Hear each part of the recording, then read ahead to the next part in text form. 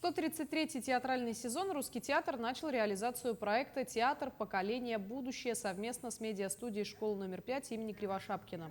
Учащиеся накануне встречи посетили спектакль «Как Миша Бальзаминов за счастьем ходил», и после чего юным зрителям необходимо было составить рецензию на представление. А уже сегодня состоялась встреча с актрисами театра, сыгравших постановки. Мероприятие состоялось в стенах Русского театра в формате живой беседы, где каждый обучающийся смог задать интересующие его вопросы. Как отметили сотрудники театра, в будущем планируется привлечь в проекты другие школы города. У нас довольно-таки уже такие тесные взаимоотношения с ними.